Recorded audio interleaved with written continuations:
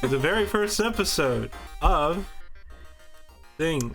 Of a podcast that we are making. Frozenghost podcast, episode 1. Let's go.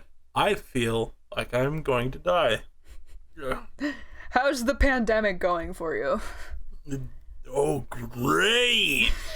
I've been trapped inside for days. I feel like an old hillbilly. Same. All I have are my video games and my art. That's about it. Video games and art. I think that's what everybody else is doing. Every single other person in the world right now. Yeah. It's kind of nice that I get to finally, enjoy... Sorry. It's kind of nice that I finally get to enjoy my video games after years of college.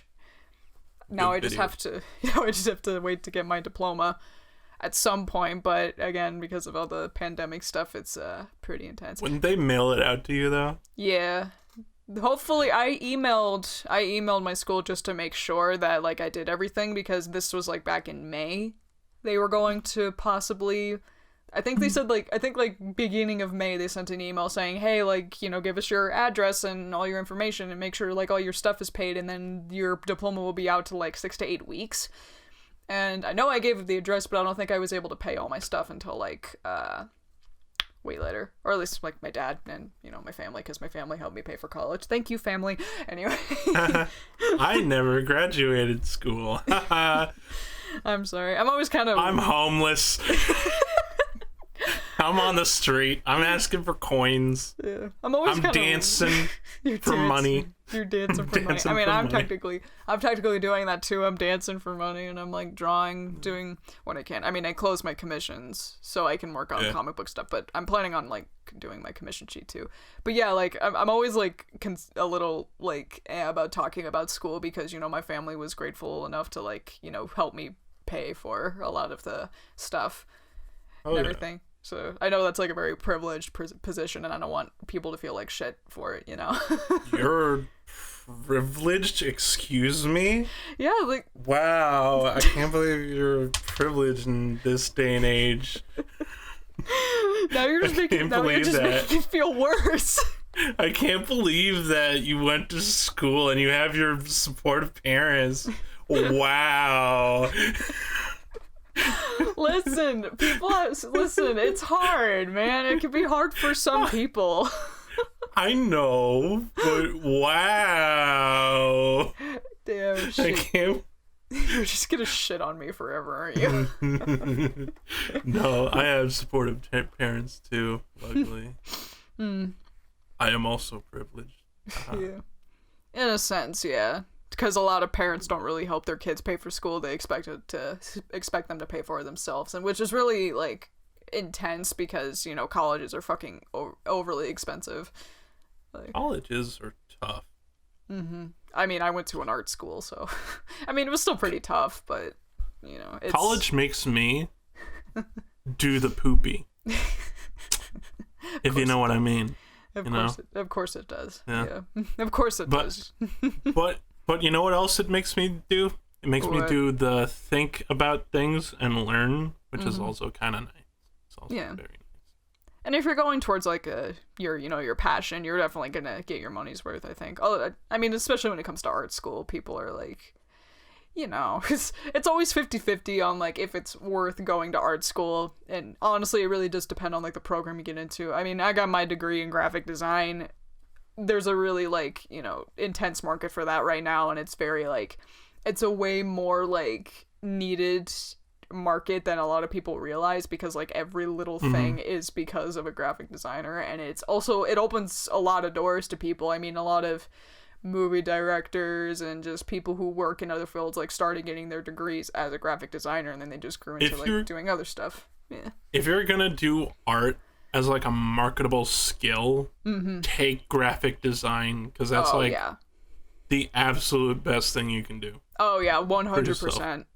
This is just our opinions, by the way. It's just our opinions. This isn't an opinion. This is just a fact. It's a what job are you gonna get with basket weaving degree. I don't think you can go to school for that, but I mean, maybe. Oh, no. There is a course in my area for basket weaving. Really? That is a legitimate course. I mean, good on them. I mean, good on them, but like, I mean, what damn. are you gonna do with that? I mean, damn. Like, just do what you want. Do what you want, man. As long as it, like, you know you'll be able to get money from it. Don't do what you want. Ignore. Ignore her. But yeah, like, honestly, like, in my honest opinion, graphic design is, like, literally the best thing. And especially if you're an illustrator like me, like, sure, you can get your illustration degree, but there's a way more, like, intense market for graphic designers who know how to draw. Like, I've lost count of how many professors and, like, people that I've talked to, like, you know, professionals in the field, who are like, they love people who can illustrate because they can visualize ideas, like, way quicker, and the designs usually come out way more creative looking because there's, like, an illustrative touch to it. Like, yeah, graphic designers focus on shapes. Like, you can easily make a logo design or whatever just using basic shapes and what have you, but if you're able to illustrate, like, anything, it gives it a way more unique and personal touch depending on, like, what thing you're creating. And again, it opens up a lot of opportunities and stuff because if you can know how to design stuff down to basic shapes, like the Pepsi logo. Oh yeah, for sure. Like, that's a sign of a good graphic designer. Oh yeah, that I was trained in the art of breaking things down into shapes. Hell, I've done it a lot with my illustrations too because of that. I feel like I have a very recognizable character because I have that in mind. Mm-hmm. Maybe. I don't know. Is my character recognizable? I mean, it's recognizable, yeah. I mean, it does, like, pop out and it is, like, simplified enough. So, your character's pretty cool. Yeah. And I don't mean just in the cold sense. That's a funny joke. Haven't you heard that one before? Yeah, it's not like everybody sends me an ice joke every other day of my life. That's funny. Yeah. That's a funny thing. Yeah. This is a podcast, by the way. Hop on our Patreon. I've already created a Patreon. We are getting paid. Feghost is determined to have us have this podcast make money, and I'm like, I don't care, man. This is a joke. I am not determined. I'm not. If it does make money, however, give me. Oh, sure. Like 50-50 cut, you know? 50-50 cut. 75-25. How about Oh, yeah, fuck you. This is the way you negotiate. This is the way you negotiate, and somehow it works. I don't think it's gonna work anymore, but I think that you're dumb, and I can fool you in a second. I mean, you probably could. I mean, like, I don't think you're dumb. I think you're great. Why else would I start a podcast? I think you're great too, but listen, I'm also very dumb. I'm also very dumb. Why do you think I started a podcast? This is a great first episode. This is the worst first episode. It's fine. We started off strong with, like, good conversation about schooling and stuff, you know. I love school. Honestly, school is just something that a lot of people should do more of instead of those nasty drugs. It's just, well, when it comes to college, it's just so ridiculously expensive. Like, I don't mean to get, I mean, don't mean to get political. Like, that's the thing about me. When it comes to, like, political stuff, like, or just, you know, my opinions on, like, real life shit, I could go off, but I usually don't because I just don't want to, like, start shit because I'm anxious as fuck about that stuff. But you know, Yeah, maybe this podcast will like help me like break that. But you know, like I was saying, when it comes to another ice pun. Swear to God. Oh, I'm funny. Swear to God. But as I was saying, as I was saying, when it comes to college, like I think that depending on like what you want to go for, you should totally like aim for it. I mean, for artists, it's way harder because sometimes, you know, it just doesn't work out. I mean, when the Art Institute, God, I can go on and on about the fucking Art Institute, believe me.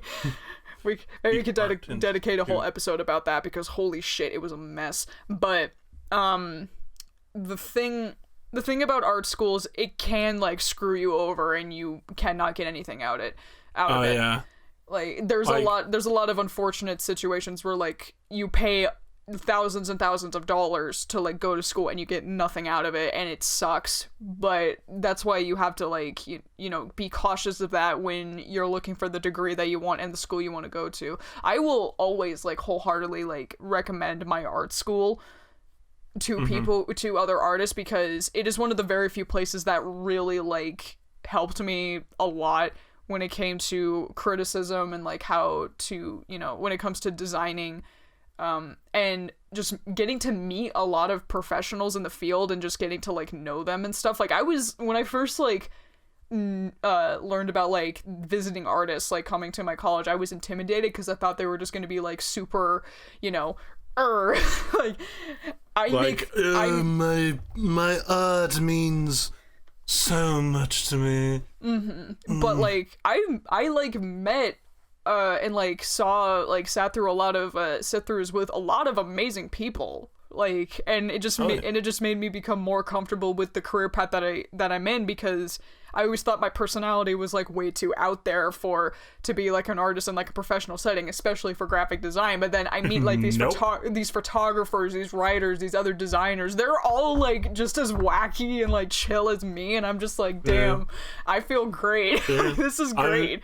I believe this is my people. And I noticed that a lot of them like really enjoy my personality too, because I'm a bit of a whack job when it comes to like my interests. I mean, obviously horror movies, that's like part of my whole brand identity is just horror movies, comic books, and metal music. So, and I talk about that a lot, and it gets people interested because it's like, holy shit, like, what even are you?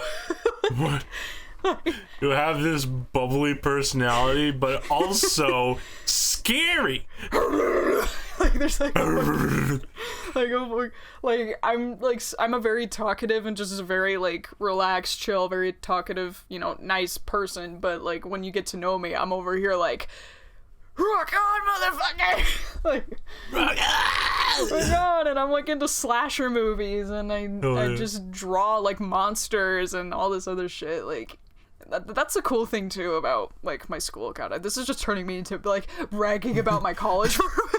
Oh yeah, my college is so great, isn't it? It was good. It was good. If anybody ever wants recommendations, go to Rocky Mountain College of Art and Design. It's literally the best experience you're ever gonna get if you want to be an artist. It's in the Rockies. Not really. It's. Oh no. It's not really in the Rockies. It's false advertising. It's not in the Rockies. It's in Lakewood. It's in Colorado. I'm a giraffe. Yeah. But yeah, I would not recommend my local art school because it's just like, well, isn't this a pretentious school? Like, oh no. It's literally one of those art schools where like you study there for 2 years and then you're just like, I haven't done anything with my life. Oh god, that's the worst. Yeah. I've heard like so many nightmare stories from it that I'm just like, all right, I will never go there. I would sooner like recommend a freaking community college rather than just like go to that school, because that, at least at a community college, you can get some semblance of like a career out of it. Right. Yeah.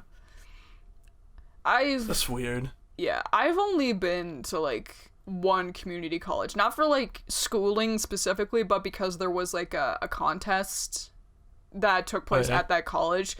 It's a completely different environment for me. Like the college that I went to, it's very small.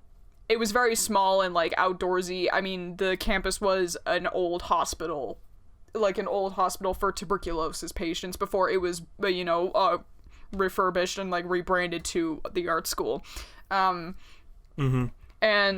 so I was just so used to that really cut, niche, very tiny sort of community. There at the time, like before a bunch of people started filling up the parking lot, you wouldn't really like see anybody around, maybe like one or two people just walking around. And so it just really felt like really secluded. So it was really nice. So when I went to this community college for this contest that was going on, it was really not a contest, it was like a tournament, like a design tournament. It was really fucking fun. I pretty much got second place, but I won a lot of opportunities from it that I don't even know really went anywhere, but anyway. but like, it's like, for a community college, it was massive. It was pretty fucking big, and it was really cool because like I got to see like, the completely different environment of like the classrooms and all this stuff, and they had a really good like graphic design like community and program over there too. So it was just kind of nice to be like in that different environment. Like obviously I don't think I would want to go to school there because obviously I'm done with school. I don't want to go through it again. I'm done. I need free time, damn it. I need to get an actual job instead of to go to school. Yeah, I need to get an actual job, which is pretty, like, up in the air right now because of the pandemic, but, it is what it is. I'm up in the air. Yeah. I'm like a bird. I'm gonna throw you up in the air. You probably could. You probably could, you giant. I will. This is not a joke. I will throw you up in the air. Luckily, we're in two different countries, so it's like... Yeah. True. The ultimate social distancing for a podcast, we're in two completely different countries. If we ever meet, we will record an episode of the podcast, and I will like be bothering you the entire time. I'll be in the middle of talking, you're just poking me the entire time, and I will just be ready to kill you. Hey, guess what? Hey. But I'm already annoyed. And you're not there. And you're not even in front of me. That is my energy. I put in my energy. It's ironic because we're both Aries. Yes. I'm way more like of a chaotic Aries. You're pretty all over the place. I can be chaotic. I have my moment. You have your moments, but you know how to contain it. I can't. I contain. Sometimes. Sometimes. Other times I don't. Like right now. Like right now. Perfect timing because we're in a podcast. But yeah, this tiny segment about going to school and stuff.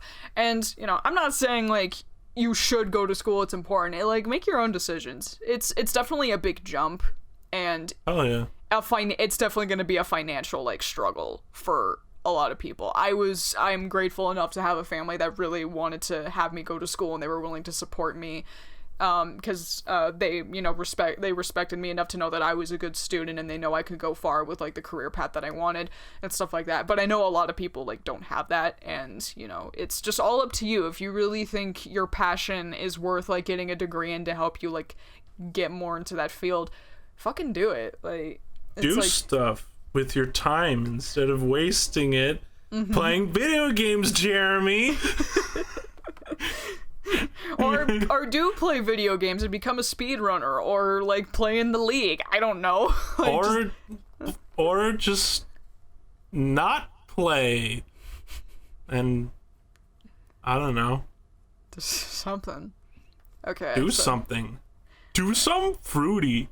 That's my motto. Do some fruity. Do some spooky. I'll do something spooky. Boom! Jump scare. Wasn't expecting a jump scare in the middle of a podcast now, were you? Oh my god. Oh my god, he really did that. Hey, X Games, bro. Oh my god, yo, X Games, boy. Oh my god. Yo, X Games, bro. X Games, boy. Oh my god. All right. Oh my god. All right, we're over 20 minutes into it. Should we actually get into 20 minutes and 50. We're 20 minutes and 53 seconds into it. I'm a little ahead of you, but that's fine. You're ahead of me because you started recording earlier. You freaking. Well, whatever. We both clapped at the right time. Okay, so. we all and they all clapped. That's the Reddit story ending. All right. So let's actually get into the real subject of the podcast. All right. Yeah. So, anyways, robots. Are we into robots? Very much so. Heck yeah. Very much so. Okay. Heck yeah. Okay. All right. Little backstory. So, I'm really into cartoons, especially ones that I watched when I was a kid. And I remember I was really into Transformers as a kid. I watched Transformers animated specifically because I was like, what, 2005? 2005, 2006, something. Probably. Don't quote me. Shit, let me look this up. I'm quoting you. It was early 2000s. I know that for a fact. I'm quoting you. Shit, let me look it up. I'm quoting you on that. I'm gonna quote you on that. Hold on. Fuck, I'm using my mic. Transformers animated. Yes, I use my fucking thing because it's so much easier. Yeah, this was released in 2007, technically. So I was like... Oh, yeah. I was probably like 9 years old when this came out. But yeah, yeah. I really got into that. I remember watching a couple of episodes from that and thinking that, oh, it's really cool. But also, the Michael Bay Transformer movies is what got me into it because there were a lot of explosions and I was an 8-year-old boy. Yeah, makes sense. I watched the first Michael Bay movie. I remember that because the first movie was probably the best out of all those fucking movies.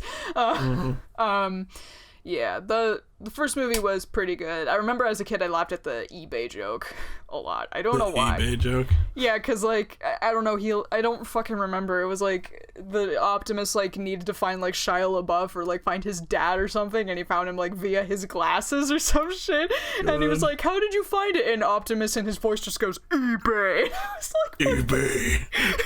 It's just like, okay, all right. Like, that made me it's making me laugh now, god damn it, because I'm still a child, but it just made me laugh as a kid, because it's like, what robot uses eBay? Oh, hurdy, that's so funny, damn.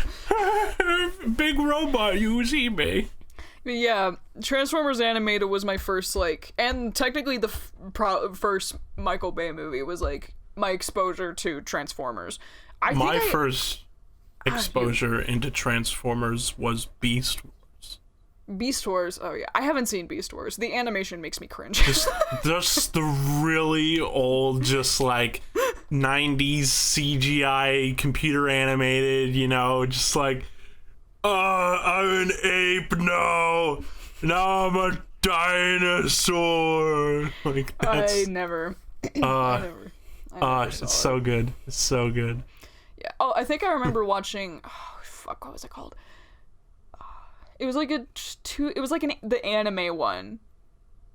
Transformers. The anime one? Armada. Transformers Armada. That was the one. Oh, I think I remember seeing like an episode of that one and thinking it was like.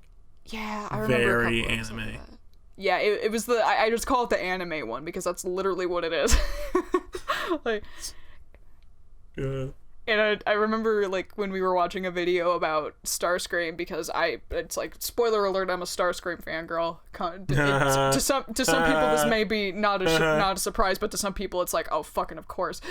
Like, I remember we were watching a video about, I think it was like Lindsay Ellis's video on Starscream, and she was talking about the Armada version and how he was like such a tsundere bitch. It was so funny.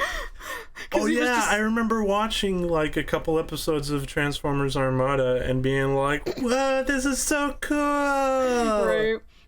I don't remember Starscream in that show. I just remember like it was on and I watched it because I would just watch TV religiously as a small child before, you know, I converted to the interwebs. But yeah, all that aside, like I recently fell down into a transformer hole. Oh, I can't speak. Thanks to my friend Keith Grimm, and I think it's just also my nostalgia for it's a mix of my cartoon nostalgia and my friend Keith Grimm, because like Transformers Animated, I didn't realize like there was such a prominent fan base for specifically that version of the show, because when it first came out, everybody fucking hated it because of the style.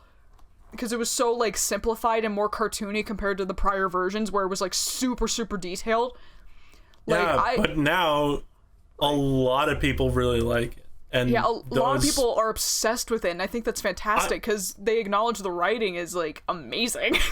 I always find that the fans, like the like people who are actual like fans of a show or like a product far outlive the people who hate it, because nobody can have the capacity to hate something for that long. And now like it's just the fans that exist on there, and I think that's just a really cool factor for a lot of shows. The Transformers Animated, I mean, a lot of the cartoon iterations have a lot of huge fan bases. Animated was like the first like fandom like I started like exploring more, obviously because that was the show that I grew up on.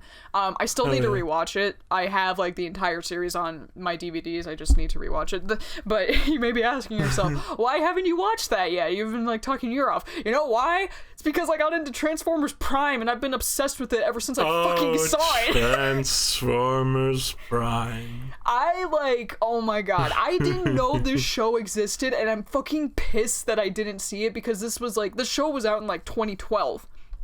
And this was like, I mean, 2012 me, I was like, what, 14, and I was really into like horror movies and like creepypasta at this point. I didn't watch fucking TV anymore, but I'm so mad at myself. Creepypasta. Yeah, God. But like, I'm just... Sonic, yeah, I was into Sonic. I was like, but I just didn't watch TV anymore, and I definitely didn't watch The Hub, so I fucking, because that's like, you know, kiddie shit. So I like didn't know... Because I didn't watch Transformers Prime and knew nothing about it, and I'm so mad that I didn't, because holy shit, it is so good. I don't care what anyone says. It is a very good show, I can attest to that. It's like, I don't care what anybody says, because some people try to say it's like boring or whatever. No, it is literally one of the coolest iterations of Transformers that I have ever seen.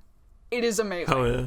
It's actually like a really good show, and just like, there's a lot of stuff in it that I'm just like, I can't believe that they got away with that. It's dark. It's very dark. It's dark, and that's why I love show. But it's also just very fun. It's so fun. It's so fun. It's a fun ride. I think that Megatron is very cool. He is very woof. Oh my god. And Starscream. Fucking Starscream. Oh my god.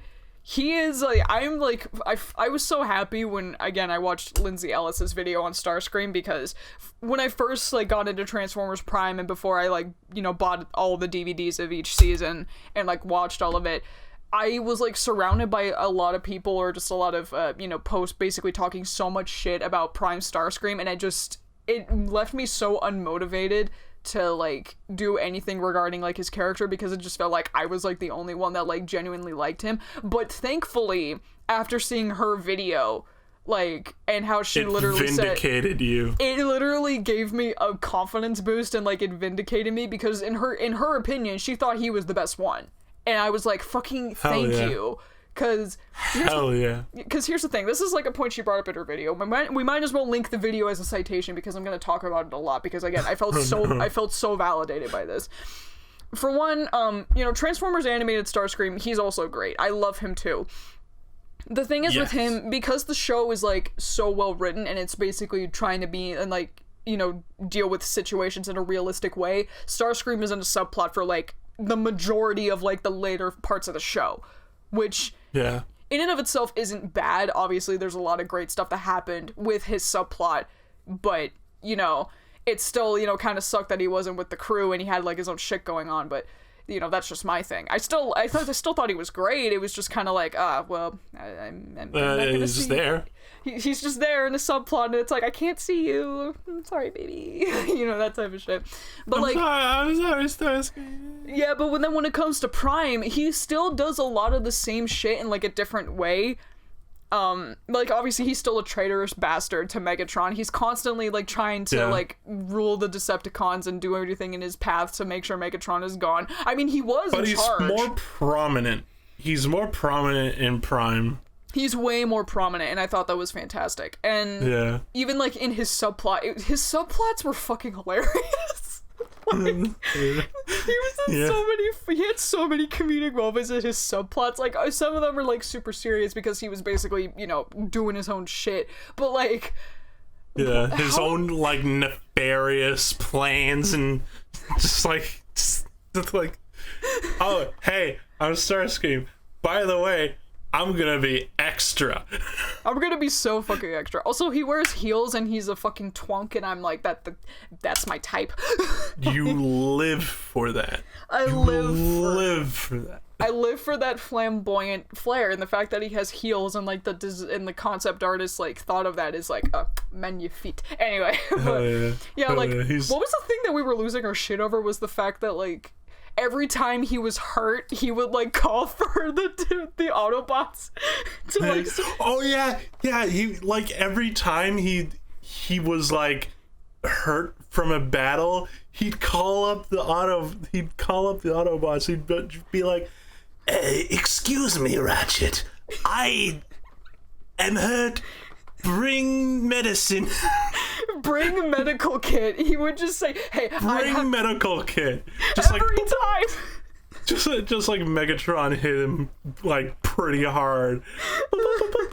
Bring medical kit. I have information. Bring medical kit. Okay. It literally happened like what 2-3 times during his subplot. In the entire season. In the entire show.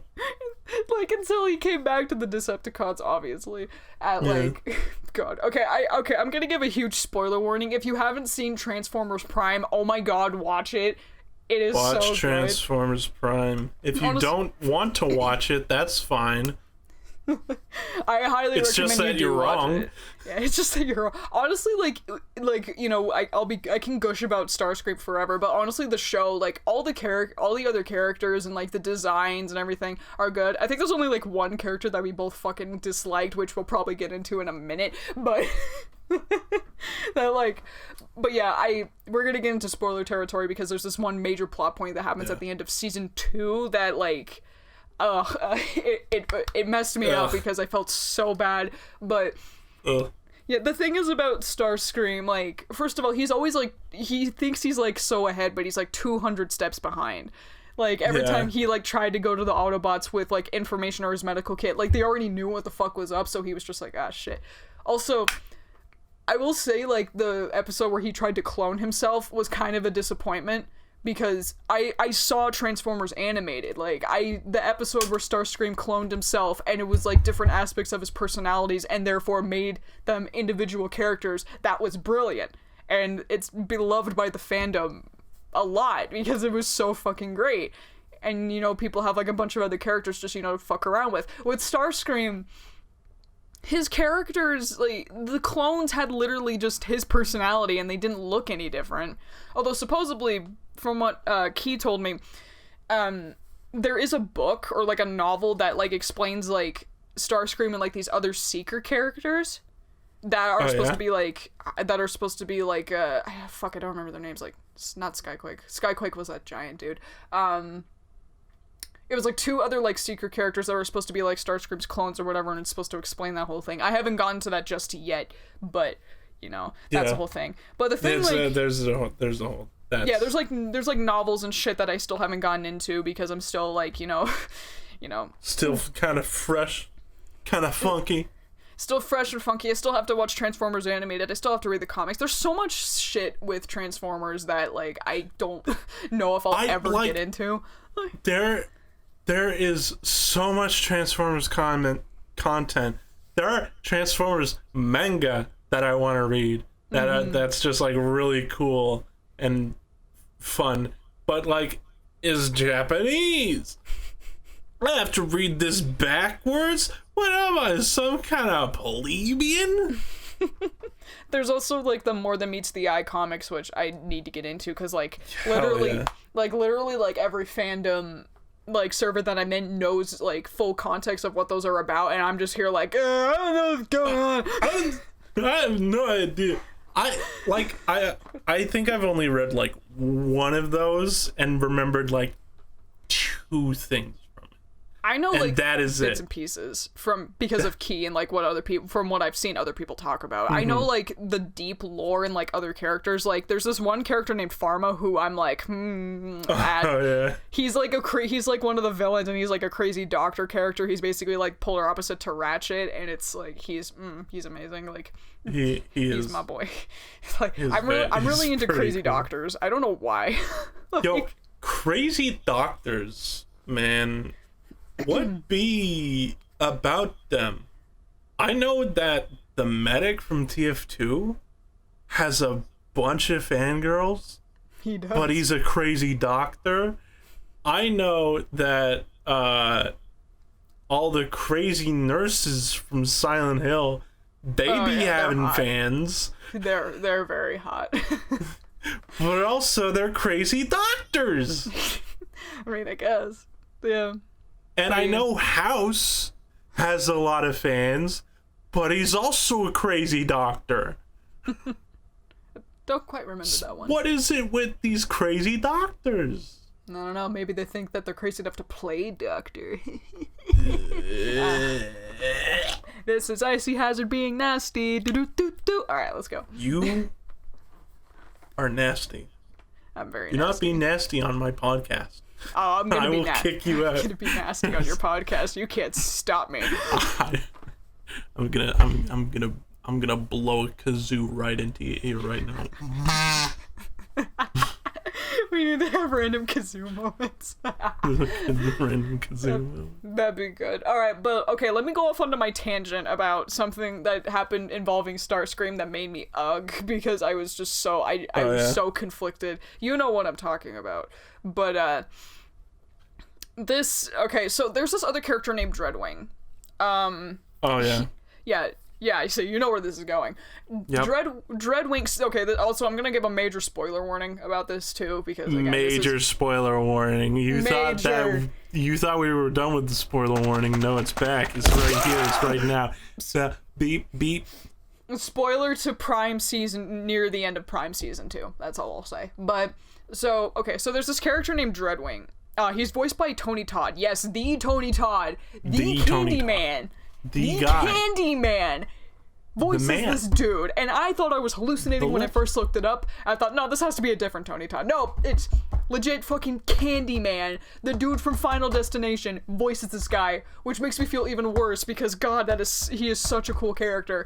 But essentially, because Starscream like went rogue and was doing his own shit, and Megatron was obviously hunting him because treason, Dreadwing comes into it because he was the twin brother of this other character named Skyquake, which later, like near the beginning of the season, he was revived, then killed, and then Starscream tried bringing him back to life with Dark Energon. It's a whole thing. But, it's a whole thing. It's a whole thing. Dark Energon is like it's like a very huge thing in Prime.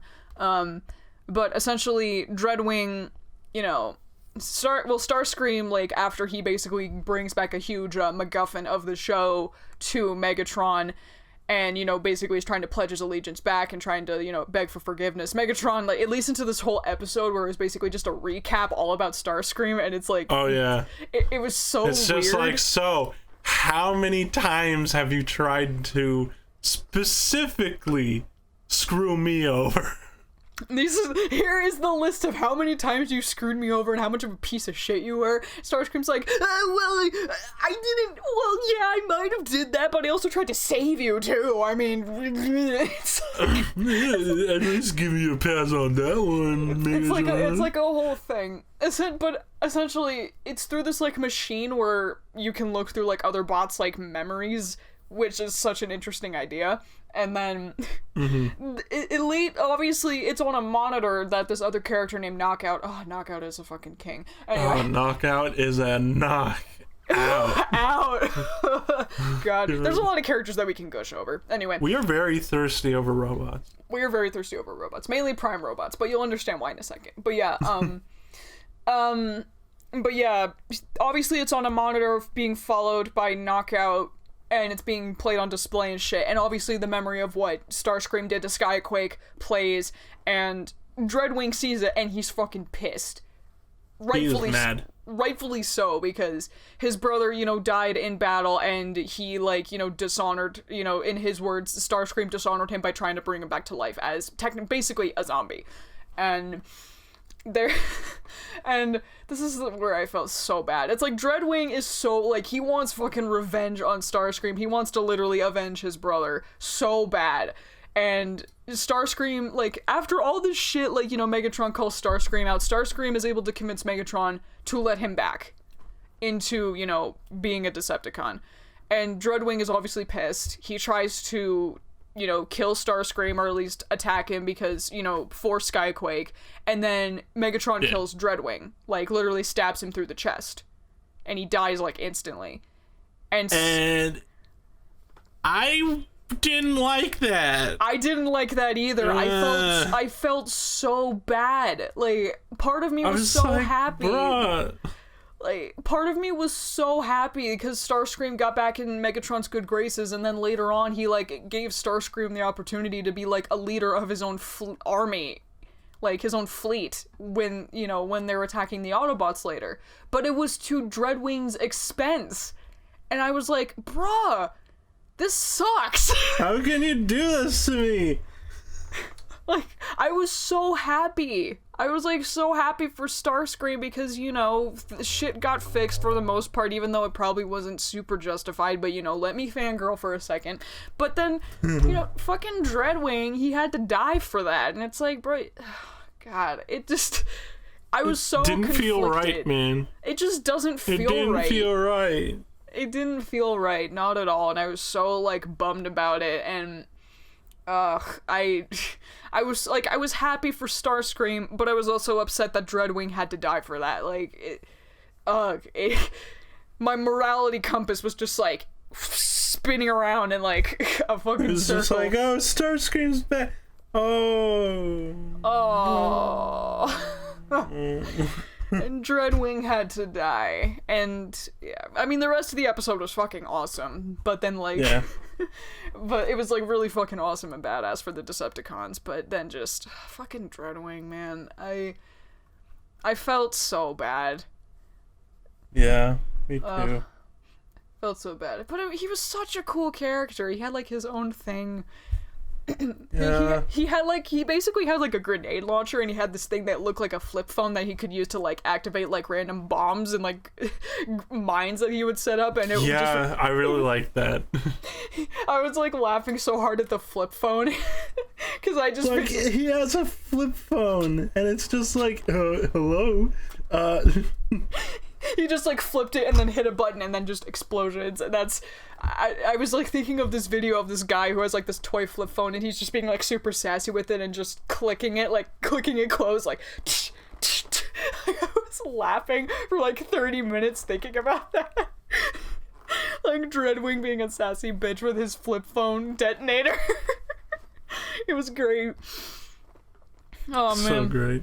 But yeah, I mean, I love Starscream in the show. That was just one of the moments where I was just like, this is so unfair, but I'm also so happy for him. But this also sucks. Like, this also sucks, man. This also sucks, man. All right. So should we talk about the characters in Prime that we really didn't like?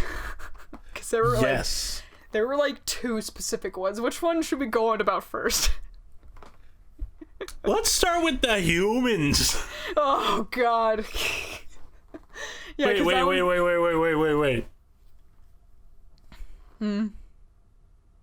The two humans that we just cannot stand. Oh yeah. Oh okay. I was thinking two humans. Oh, I know who you're talking about now. Oh. One I can go off like I seriously want to punch. The other one is just fun to make fun of because they're annoying. Should we start with funny or serious? I feel like we should start with serious and then go into funny. Okay. Okay. So Silas. Oh my God, Fucking Silas. Okay, so for context, there's this human villain character named Silas. He runs this like military like group.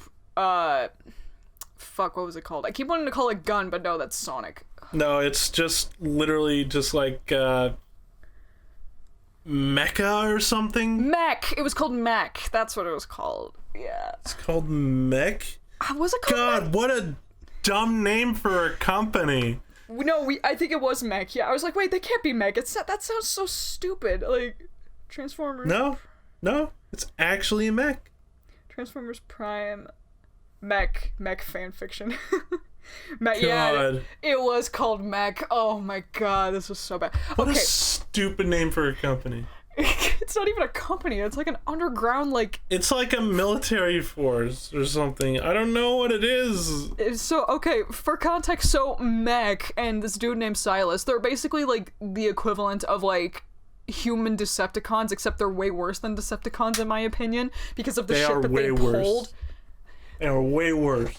They were so like I don't even know if it's like a love to hate. The Decepticons are evil, but not this evil. Yeah, Decepticons are evil because of a lot of shit that Megatron did, but like Mech was like, where do you even begin? So an entire different level. Their main thing is that they're obsessed with with Cybertronians. Like they're so obsessed. They want to like make their own like weaponry using like their tech, and oh God, I don't even want to. The shit that they pulled like aggravated me so much, and like most of the stuff that aggravates me is like stuff by the characters that I do not like. This is one of the many. Not many. It's just like one of like 3 others, but yeah. So Mech, like Silas, like okay. I need to back up a second. There's this other Decepticon character named Breakdown. Fucking Breakdown. Oh my God. God. Breakdown deserved so much better. He really did. He was like basically the equivalent of like Bulkhead's character, where he was supposed to be like the Wrecker. He transformed into a truck. He had like a hammer for a weapon. He's basically just anti-Bulkhead. That's it. But he is really a fun character, and him and Knockout are like best friends. It's adorable. But he is like the punching bag of the show. He went through so much shit. Like I could not believe every time I like saw Bulkhead on screen, I was like, something's bad's gonna happen to this guy. You mean Breakdown? It's just like, yeah. You said Bulkhead. No, I mean Breakdown. God, sorry. You're fine. I just thought it was funny. I was like, no, nothing happens to Bulkhead. Well, a few things happen to him, but a few things happen to Bulkhead, but yeah. You know. Okay, see, the reason why I bring this up is because Breakdown literally gets kidnapped by Silas, and literally has the equivalent of like human experimentation done on him, and it's fucking terrifying to watch. It is, but luckily he gets out. Like, what makes it and I'm not over exaggerating, like it's terrifying. they like do something to his brain to where he can't feel the pain, and he's wide awake the whole time. They're literally cutting him open and like harvesting his tech, which is the equivalent of his organs. Like bruh. That's one of the things I was like, how the fuck did they get away with this? But at the same time, it's not human. Like, you can get away with some dark shit in shows if it's not a human being. Yeah. For the most part, anyway. And, like, I know there probably were a lot of people that weren't affected by it, but I've seen it in horror movies to, like, take that shit seriously, you know? Like, that shit is terrifying to me. That is legitimately, like, one of the scary, like, the creepiest thing that I've seen happen on a kid's show. And it's just like, bruh, how did they get away with this? Yeah, it's because it's not human. It's because it's not human. But it's just like, imagine if it was like a human, just these people were just like just like drilling and sawing and like taking out your parts to use them for their own nefarious purposes. Like, God. Don't even get me started about what happens to Breakdown in season 2. Like, God. I just cannot. I was so fucking pissed. I was so mad, and I was also just so disgusted. I just my brain refuses. Brain refuses to accept. Yeah. I think a lot of people were rightfully pissed at it too. And for context, we're probably gonna have to bring up the other character that we dislike because they played in a role in this too. What happened to Breakdown in season 2, which it still fucking bothers me. At first I was like, oh, step on me, but then I was just like, oh, don't do that. Go die. Please die. For anyone who doesn't know, there's this character named Arachnid who is basically like an Insecticon, even though she's a fucking spiders, and spiders are not insects. But her name is Arachnid. I know about like this type of character. Like, I recognize her from Transformers Animated. Honestly, I thought she was way better developed in Transformers Animated because she is just a fucking bitch in Prime. God. And I seriously don't like her. Every single time she is on frame, she is doing something very evil. And like, Megatron has standards. He just does whatever, but at least he has standards. I mean, some of the ideas that they came up with her were pretty good. I mean, she's pretty much like a predator alien, where like she takes like a creature from a planet as like a reward after she destroys it. Like, because, you know, that's similar to what the Yao Tai do. I think that's how you pronounce the alien name. I just don't want to call them predators because, obviously. Obviously. But yeah, that's what those aliens do. They, like, take a skull from their victims that they get from battle, and it's like a whole, like, But the thing is with them, it's like a whole, like, thing that's related to, like, their tradition. Arachnid just does it because it's Arachnid. And that's one thing I thought was, like, legitimately cool about her. And she is intimidating. Like, she has a body count, but God, it's an unjustified body count. It's very unjustified. Like, everything she does, it's just like, wow, you underhanded scumbag. How could you do this to my boy?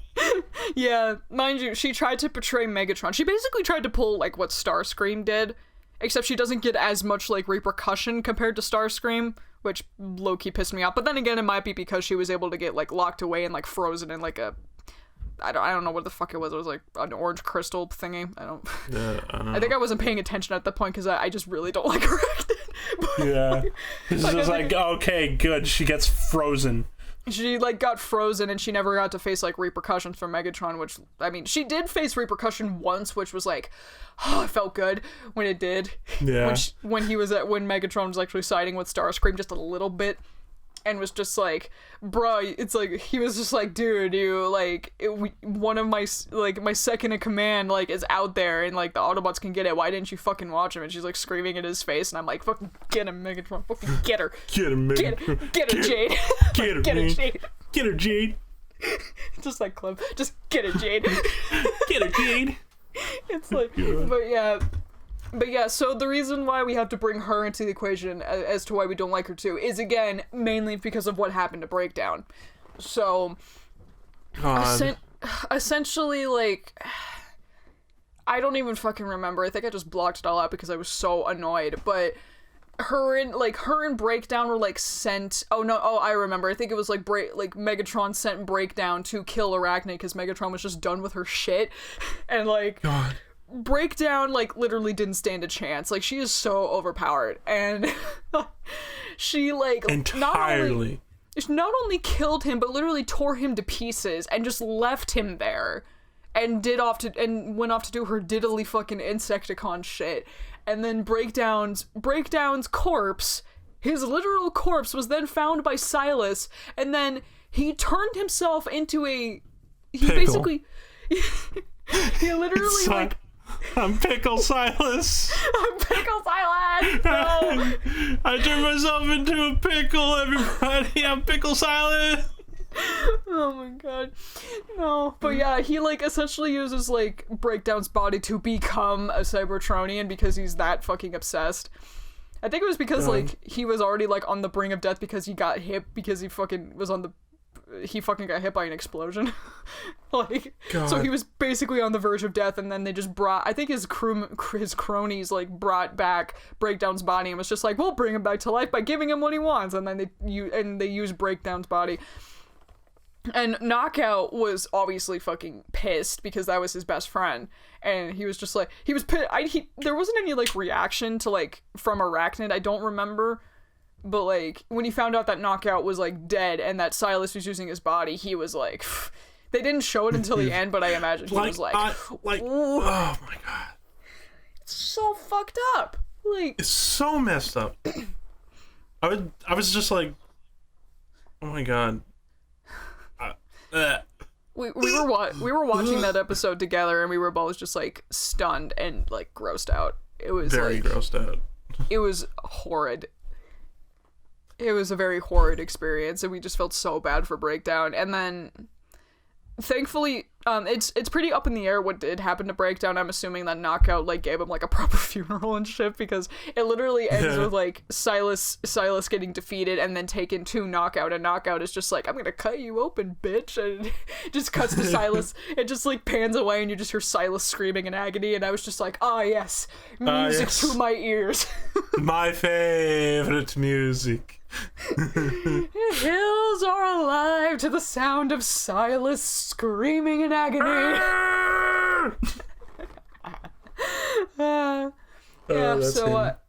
So fuck Silas and fuck Arachnid, man. Like, God, just both of them, just death. I know there's a lot of Arachnid fans out there, and I don't mean to diss you, girl, but she bad. Yeah, and it's fine if you like a bad bitch, take a bad bitch. It's just that I like the other characters more. I like all the rest of the cast way more than. And I just have a personal bias because Black Arachnia from Transformers Animated was written way better than her. Just saying. Anyway. Oh my god, you're gonna start a war in the comment section. What did you do? It's a bunch of Arachnid simps just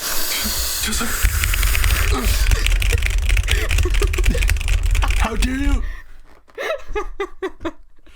That is that filthy Frank saying, like, they will type really loud and breathe really hard. Just they will type really loud on their keyboards and breathe really, really hard. God. Anyway. I can't stand it. I can't stand it. Alright, let's go to the character that we could just make fun of in a funny way because we really didn't like her. Oh my god. Miko. Fucking Miko. Miko? Oh my god, where did we start? Alright. So, remember when she gets all the rest of the humans in trouble every single time without repercussion every single time? Even Yeah, and that's my very favorite limited. part of the show. And the fact that she constantly gets herself in something. danger. The fact that she constantly gets herself in danger and, like, you know, distracts the robots, and then they end up getting hurt, and then she fucking cries about it being her fault, and then again she gets no fucking repercussion, and she never learns her goddamn lesson. Why is she always screaming? She's such a brat. Okay, here's the thing. Always screaming. Here's the thing, like, her aesthetic was fine, like, she had a lot of potential, but oh my god, she literally has put the other human characters and the robots more at bay than literally any other person in the show. Like, oh my god. He's just oh, my bad. I didn't mean to. Oh, I just wanted to record you. Trouble. I just wanted to record you on my fucking shitty, like, flip phone to just watch this moment because I wanted to watch robot fights because, yeah, I'm so cool, I'm into rock music. Yeah. I'm so cool, I'm into rock music and I want to watch robots. Guitar. Yeah. Like, God. And God, it's just so funny to make fun of her because she's always whining and complaining that she can't see the fights, and as soon as she gets involved, she almost gets killed and or gets the robots killed because they're distracting them. She's distracting them. They're just like, oh my god, you tiny, pathetic human. Can you please stop? It's like, why are you always doing this? And she just... Why are you here? And she's just like, I don't know. She only, even like the way she got involved with the group was annoying. Like, she literally just like inserted herself into the situation.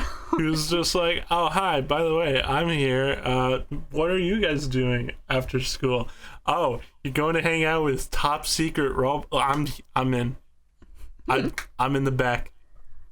I'm in the back, yeah. I mean, there were some moments where, like, her and Bulkhead bonding were, like, super cute and, like, super touching, but it's just, like, God.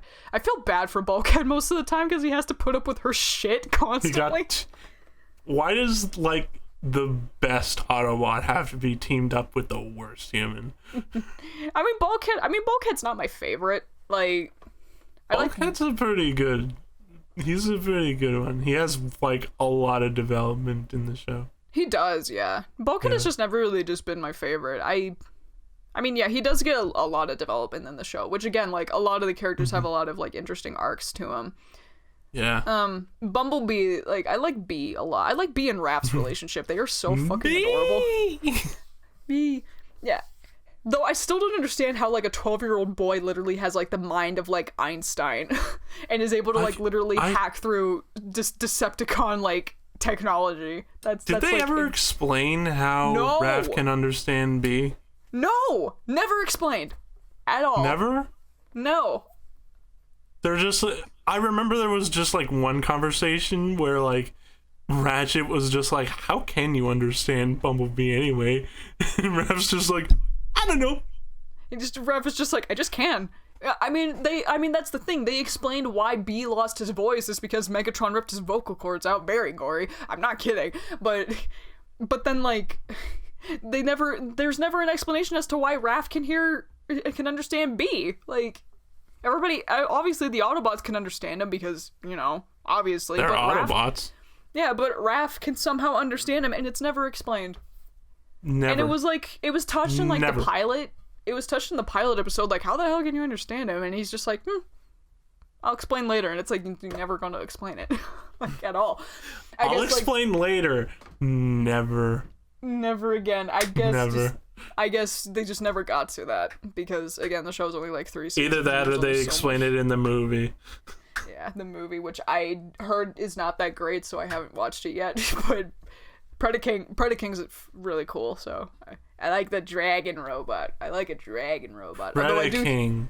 I like Predaking.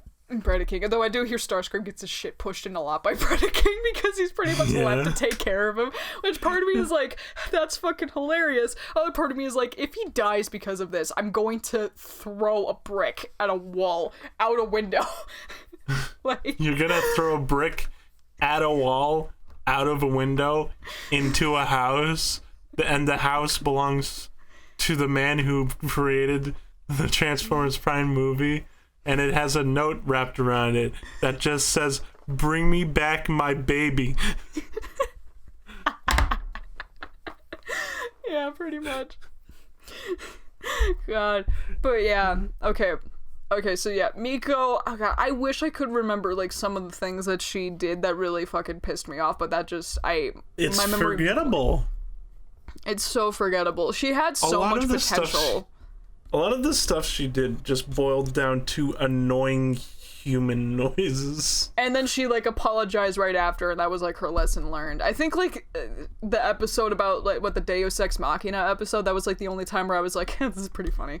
Where she like got caught by the cop at the museum, and she was like, you know, literally talking to this cop till sunrise about her fucking history paper. Like, that's fucking hilarious. Yeah. I think like the humans in like Transformers Animated were better in a sense. They were better. I mean, nothing can really beat Sari, but you know she's not technically completely human, but you know, not spoilering. Spoiler alert. Yeah, Jack. Man, should I put a spoiler alert on this entire episode? Yes, we're gonna be talking about all the spoilers, but all the spoilers. I really loved Jack though. Jack had some good development. At first, I was just like, "Oh, ew, human character, ew." Mm-hmm. Oh, but then I'm just like, "Huh."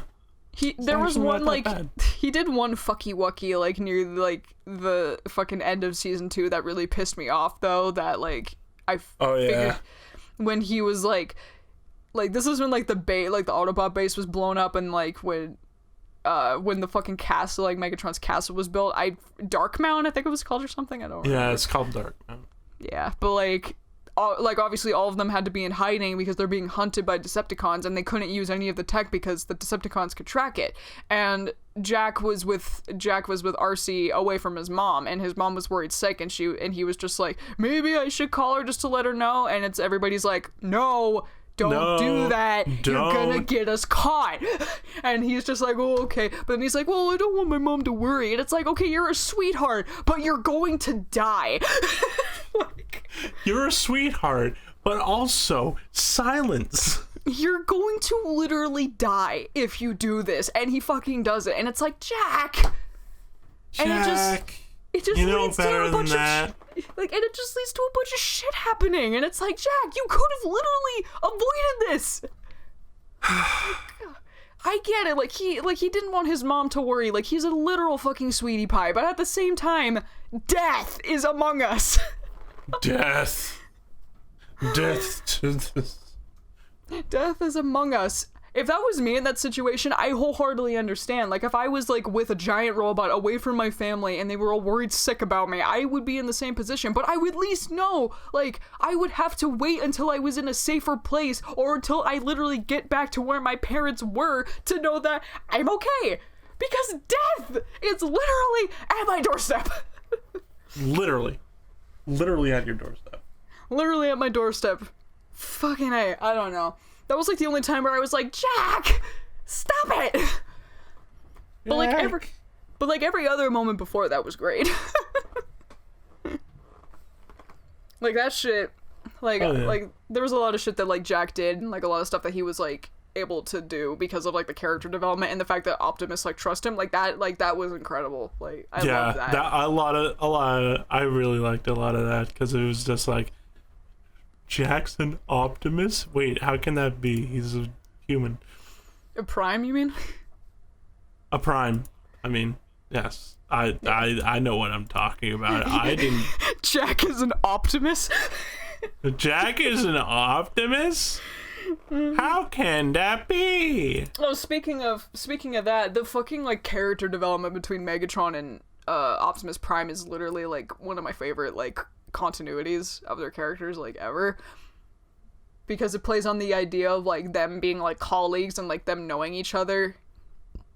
And then like I think it was like Megatron, he was like a gladiator, and the reason why he called himself he was originally called like Megatronus, and he was like, he always followed like the old gladiator ways, and he wanted to become a prime.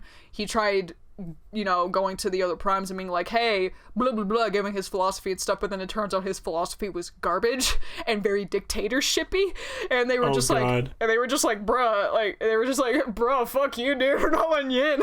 and then Optimus, his original name before he became Optimus Prime was like Orion Pax or something, which I thought was fucking adorable, and then God. Orion Pax is just like, actually, let me give it straight, and he's just like going off about how on this really like good-hearted like philosophy that they could agree with, and they were just like, you know what, you're a prime, dude. And Megatron was like, fuck it, I'm destroying the planet. And then he does. That's my summary. That's my summary. That is your summary. That is a weird summary, but okay. All right. Like that's my way of explaining the backstory of Megatron and Optimus Prime in the Primeverse, because it's just it's so cool, but at the same time it's like, what the fuck? But yeah, the show's great. I love it. Okay, we got to talk about Knockout. Yes. Oh, Knockout. My God, Knockout is literally. He is hotter than Hades, and they know it too. Don't he know it? Don't he know it? The best part is that he's voiced by Duran Norris, who is the same guy who voiced Timmy's dad from Fairly Odd Parents. Timmy! You can hear it too, but then it's like you kind of hear Timmy's dad, but then you just hear like that really sexy like flirtatious. I didn't know that you were going to be here. It's like it's just like you have that little tick in your brain that knows like this is literally the voice of Timmy's dad, but then you just hear like his smooth, buttery, like sex appeal voice, and it's like, oh, it's like, oh man. My God. This is always... you scratch the paint. It's always about his paint job, because he's all about looks. Like he's all about looks. He's just like, yo, I'm gonna go down and I'm gonna race some cars. Yeah, Starscream was just like, why the fuck were you down on Earth? That place is disgusting. I like the automobiles down there, dog. I like the way they look. I like the way it looks. What was it, like something radials? I don't remember, but the way he said it, I just kind of felt like all the drool in my mouth just like coming out. But like, here's the thing, like, I'm like, you may think I'm just being thirsty right now, but no, the writers of the show actually acknowledge that he is a sexy beast. Like, there's like behind the scenes like commentary from like the episodes, and I think in the episode that was Knockout's introduction, they were like wholeheartedly so open to the fact that he is a very good looking robot. Like, he is an incredibly good looking robot. It is so good. And his car model, honestly, like, I want it. Yeah. Like, I'm not much of a car person, but if I had to like choose my dream car, I would just show a picture of Knockout in his vehicle form and just like, can you give me this? Can I have this? Can you give me this?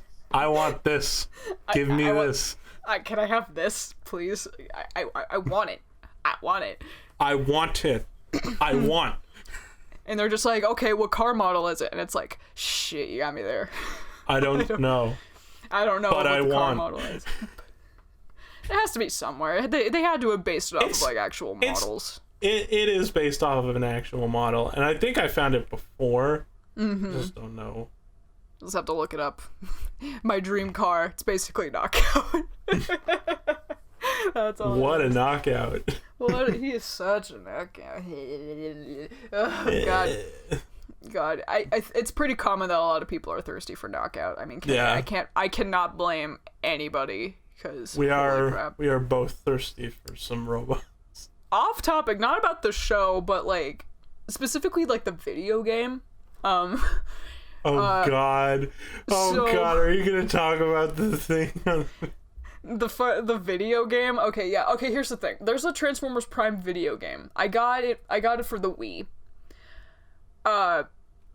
Because it's literally the only console that I know that I can get those games from. Kind of a mistake, because it's based on Wii controls, which is a lot of moving around and like just moving the nunchuck and the Wiimote up and down constantly. So and mind you, this is a fighting game. It is a fighting game. It is literally like the equivalent of like Smash Bros. And whatever like fighting game you can think of. It's one of those. Wii boxing.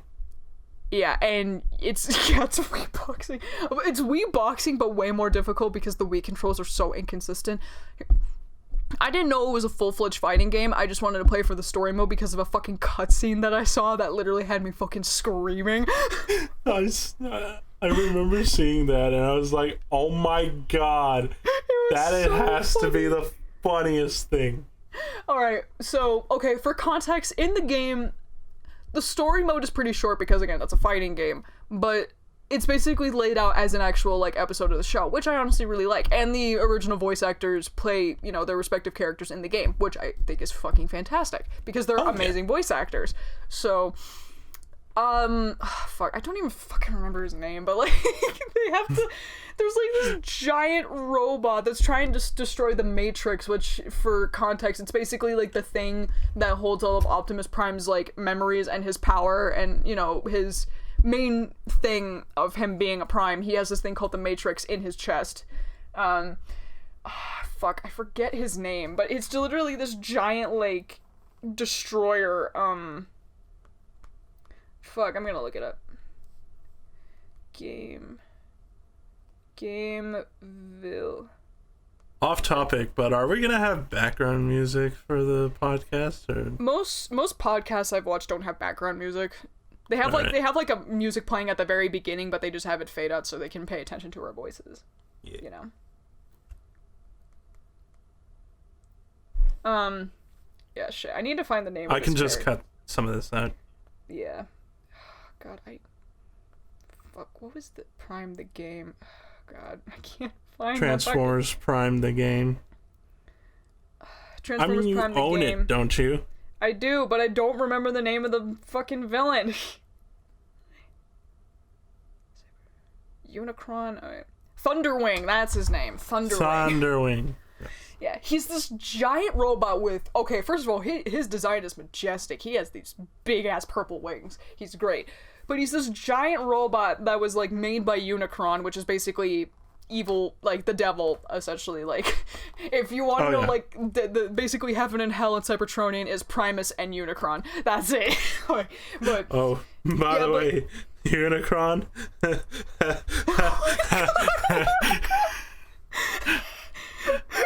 Okay, a side tangent. We need to talk about Unicron. Okay. God. Fucking Unicron in this show. Oh my god. It's just funny.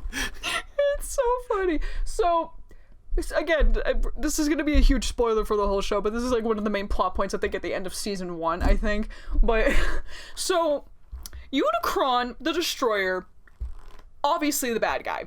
He was literally like the main, like, in Cybertronian lore, he was like the main big bad. And the reason why the Primes are a thing was because they assembled together to stop Unicron. And they, you know, banished him away from Cybertron so there could be peace. You know, typical fantasy lore affair. Very typical. The thing is about Unicron, and this is like one of the biggest fucking plot twists of the entire show, Unicron is the Earth's core. I shit you fucking not. He is literally the Earth's core.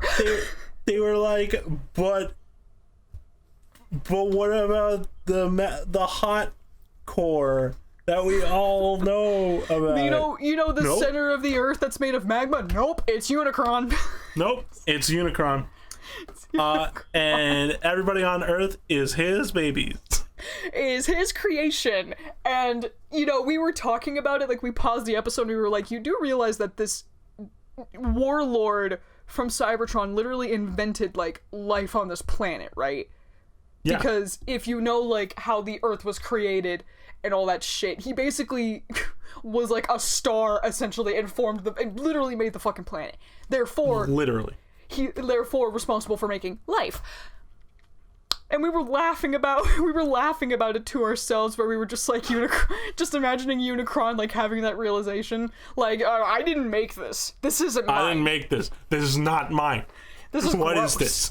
This is disgusting. Gross. Cut to us watching the rest of the episode, and like Optimus is trying to talk to him, like, listen, you can't do this. This planet, you've created life forms, and you need to, like, you know, live on that. You can do better. You just have to be the Earth's core and keep providing life. And he just blinks and just goes, no. I don't care. I don't care. You think I care? He's like, preposterous. This is all worms or something. And we were just, we paused it. We were both like wheezing for like 10 minutes. The parasites. Like, he thought they were parasites on him. And it's like, bro, you literally made humans. Do you not realize how that OP you are? You made humanity. You made a human. You made humans, but then again, it's just so funny because this fucking warlord literally made life, and it's humans, which are basically like the size of ants compared to a Cybertronian. It's like somebody who thinks their art is bad. It's like, bro, it's like, I didn't make this. This is not mine. Yeah, Unicron literally, like, got the shaft. He went from this great warlord who got his ass beat, and then he turned into literally the planet Earth and created humans. Yeah. And then all of a sudden, he went back to sleep. Yeah, they had to put him back to sleep, and he hasn't woken up since. Alright, but yeah, so that whole tangent about Unicron aside, so the video game. So yeah, so Thunderwing was like a soldier, or like a giant creature made by Unicron in order to destroy the Matrix. And oh god, playing this game with the Wii controls was like fine at first, but it slowly turned into like a fucking nightmare for me. You have weak arms. Say to anybody, to people, you get a workout out of playing some of these Wii versions of games. Sonic Unleashed and this fucking game. Oh my god, I got muscle. I gained muscle mass. You gained muscle mass. But yeah, so the thing is, you can unlock like the rest of the characters through this too, which was kind of convenient because again, it's a fighting game. So you have to do like boss fights. I think you have to fight like each of like the Decepticons like once or twice, maybe 3 times depending. But oh my god, some of them were like stupidly easy and the other ones were so fucking difficult. Knockout was like the biggest fucking challenge I've ever had to deal with when playing a boss fight in a video game. Oh my fucking god. Like, I don't even know how to begin. He has like, it's like compared to like the other bosses like Starscream, Arachnid, Dreadwing, it's like they basically just do a cycle of the same thing over and over again, so you're easily able to pick it up and then use that to your advantage to defeat them, and you can beat them in like less than a minute probably because it's like timed and shit. Knockout's boss fight has like 3 phases. Why is Knockout so hard in that game? I have no fucking idea. It like took me over 20 attempts. Here, it's kind of bullshit too how it works. So how the game works, obviously, you know, I'm doing the Wii controls. You have to like shake the Wii and the nunchuck in order to like hit something, right? First of all, some of the characters' attacks are good and like super quick or like can cause a big punch. The other ones are fucking annoying. Optimus is one of the most annoying characters to play, which is unfortunate because he's the main character. Because how it works, when you do a 3-hit combo, it's like 2 hits and then you do like this massive attack that takes so much of the time, and it gives like the other fighter the opportunity to, you know, uppercut you and throw you off in most instances, and it's annoying as shit. So a lot of the characters are pretty easy to get down, and like I think like Bulkhead and like RC were pretty good. Ratchet and Optimus were such a pain in the ass to play. But the thing is, you have to do like these 3-hit combos, and you're slow as shit. Like you run, but you run like barely an inch with the frame rate. It's so annoying. But that's intentional because when you attack the fighter, you basically build up a stamina bar, and once you get to the top of that bar, you can then activate it, and it gives you the ability to run faster and hit harder, which is important because you need that in order to take down the bosses, because you can hit them as hard as you can, but until it basically forces you to use the stamina bar, your hits are useless until you get that and you hit fucking harder, you know?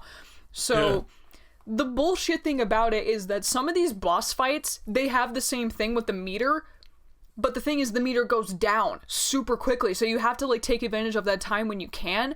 But with Knockout, the bar doesn't go down. It's literally like a second phase of the fight. You literally fight him first in his normal form and you're able to get it just fine, but the second he goes into, like, his stamina, like his OP self, he's stuck like that for the rest of the fight. And he's fast. Oh god. And he's fast and he hits hard, so you have to fucking either get your stamina bar up or you have to fucking wait for him to do his spin attack, which is fucking insanely fast. This big old spin attack. Oh, hey, get off me. Here's the thing, like, that's already hard enough, so you have to basically uppercut him, because I'm playing like Bumblebee as I'm doing this, so you have to, like, uppercut him when he's in that mode, and you basically just have to hit him, and then he does his spin attack. You basically have to avoid him like the plague until he gets dizzy and stops. And then you just have to drive up to him and smack him. The thing is, he moves so ungodly fast and in a random order that you don't know when the fuck he's coming, and when he comes, he hits hard. And you have to wait for him to do it again after you get hit. He comes hard. He does. He hits hard. And what's worse is that the stage itself, like, there are obstacles you have to avoid too, while he's spinning. You have to do all this shit to try to hit him and build up the stamina bar, because if you try to hit him normally, it's not going to lower his health because he's stuck in that stamina mode. Bruh, that sounds super difficult for, like, no reason. I'll have to show you like a clip of the boss fight, like, online, because I'm not shit. Like, it took me like over 20 attempts, maybe more. Like, and he was like the hardest one I had to deal with, second to Megatron. Like, show me the footage and the person makes it look like super easy. And I'm like, it's not easy. It's not. The second hardest was probably like the second to final boss fight with Megatron, because I got so confused on, like, what I was supposed to do to, like, hit him. Because that fight, it was so confusing. Because, like, there's a chance for you to hit him, like, in the first, like, section of the fight. Again, it's like there's like 3 phases you have to go through with him, but it's really, like, completely random and it's really wacko. But there's, like, in the beginning, he, like, starts laughing, like he's distracted, and then you can use that opportunity to hit him. So I kept thinking, okay, I have to keep doing this in order to hit him. Through, like, the second half of the fight, when he did it, he was able to, like, basically cut out of it and then just attack you and, like, throw you off, and then he starts this whole cycle all over again. So I'm, like, doing that for maybe, like, 30 minutes. Like, how the fuck am I supposed to hit him? Like, I've been literally trying to hit him when he's laughing, but it turns out you have to wait until he's done laughing, and then you get the opportunity to attack. Oh, God. And I was like, are you fucking shitting me? How was anyone supposed to figure that out? Like, all of that shit happens, and it makes the final boss fight with Thunderwind look like a total joke. Starscream was a joke to fight. He was so incredibly easy, and even Arachnid was so easy to fight. It was kind of insane. It's kind of crazy. It's like Knockout's boss fight. I'm gonna have to show you like a clip of it, like, on YouTube later today. But, like, God, that boss fight was so hard. Like, my body was, like, heating. Like, I had a blanket because my TV room is fucking freezing, so I'm, like, wrapped up in, like, my hoodie and my blanket, and I'm trying to do this. I'm, like, heating up. Like, my body is, like, on fire, and I'm sweating my ass off trying to, like, figure out this fight for God knows how long, probably over an hour. Because I kept dying and dying and dying because I had to fucking figure out. But the funny thing is, the game, like, gives you extra health. Like, it'll ask you, like, oh, do you need, like, extra health in order to beat this fight? And I kept hitting yes, and that was literally the thing that saved me. I cannot figure out for the life of me how you're supposed to do that with a normal bar of health, because he drains it so fast. Like, you have to, like, take risks on how much health you are willing to lose in order to attack him. And it's like, bruh, this is, oh, God. God, I'll have to link. It sounds super frustrating.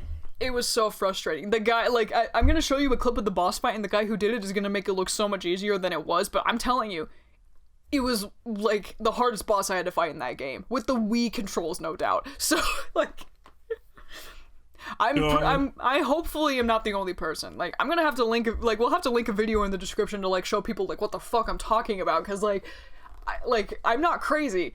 That shit was hard as fuck. He has, like, 3 phases. You have to dodge obstacles. He spins at, like, the literal speed of light, faster than Sonic, and you have to dodge that and wait for him to, like, not get dizzy, and that takes fucking ages for that to happen. And if you even flinch or even try to look where he is, you get hit, and then you have to wait to do it all over again. And it's, total fucking nightmare. Absolute fucking shit show. Good. The game was alright. I mean, I definitely, like, if I wanted to play the game again, I would main Starscream, but again, it's with the Wii controls, and the Wii controls, I can only, like, muster... The Wii controls with fighting games are always just, like, either a hit or miss. Mm-hmm. Like, you can either hold the Wii remote like a regular remote control, and then... I wish that was an option for some of these fighting games, honestly, because I feel like that would make the most logical sense. But I guess at the time, they're trying so hard to exploit the motion controls that they had no choice but to do that. But I feel like I'll have to double check if this is, like, a controls option, because I feel like it should have been, where, like, if you're playing a game specifically, you know, if that's a fighting game or whatever, you have the option to, like, switch out the controller to, like, hold it like an actual controller. I know there's the Pro controller that they sold. I'm honestly tempted to get it to see if that will make my experience, like, any better, but I don't even know if the game, like, is compatible with that. So, I mean, it should be. I don't know. Yeah. I just know that there's a Pro controller. I'm honestly tempted to buy it to, like, try to see if there's, like, a difference. But yeah. Yeah, the game was I mean, despite, like, the huge major frustration that I had, the game was pretty fun. Like, it's not a good game. I can't necessarily call it a good game, because it has its issues. The jumping is atrocious. There's platforming in the story mode, and you're moving at, like, snail speed because of, like, how the game is, like, built. With you being slow as molasses, and you have to build up a stamina bar in order to, like, gain speed. So whoever thought that was a fucking smart idea, like, bruh. That's all I gotta say to you. Just bruh. Though I will say Starscream was so cute. This was a cutie pie in that game. And oh yeah, we gotta talk about the cutscene. The freaking cutscene. So, like, after Knockout, this happens, like, right after, like, you beat Knockout, too. Knockout, like, literally falls off the fucking ship. Because he tries to hit Bumblebee with his vehicle form, and he just falls right off. And then it cuts to Starscream, like, he's, like, lifting something, like, he's holding something up, like, he's carrying something. And then Megatron just comes out and is blaming him for something that he was not there for. Like, it's actually proven by, like, some YouTubers, and, you know, it's pretty easy to spot that he was not responsible for the fuck-up that Megatron is telling him about. And then he, like... And then fucking Thunderwing wakes up and is, like, is trying to tell off Megatron, and Megatron is like, hey, like, serve me, bitch. And he's like, no, fuck you, I only serve Unicron. And he's like, ah, fuck. And then he's like, ah, fuck, okay. And then he shoots, like, a laser. He shoots, like, a giant laser out of his face. And then he literally picks up Starscream and uses him as a meat shield. God. And then he just throws him. He just throws him. Like, Starscream, like, he just is lifted up, and you just hear, ah! And he lives. He's not even a scratch on him because it's a low quality game, and he just throws him down, and I was just like, what the fuck? Like, that was just mean. You're just being mean now. That was the one time a lot of people were siding with Starscream for once. It was fucking great, but that whole scene just meat shield, just fucking screams. Oh my god. The scream was just, like, too comedic to not be intentional. Like, oh my god. But yeah. Yeah, there's just so much good content. There's so much good content from this version of Transformers. Ugh, I could go all day. Yes. But yeah, I think that is the end of episode 1. Awesome. Yeah. We've been going on for about an hour and 30 minutes. Mm-hmm. And I think that's it's time to tell our viewers where we can find this. If they've just stumbled upon this randomly and they weren't sent here by either of us. You can follow us on Twitter. I'm mainly active on Twitter. I'm also active on DeviantArt, and I also have my YouTube channel, Horror Gags Theater. I also have my other channel called Icyhazard X, but I don't know if I'll be super active on it. So yeah. You can find me over at youtube.com/Feghost. And you can also find me on Twitter at twitter.com/hostjeff. That's HOSTGEF. You can find my Twitter, and you can find my Twitter. It's just Icyhazard X. So hell yeah, pretty easy.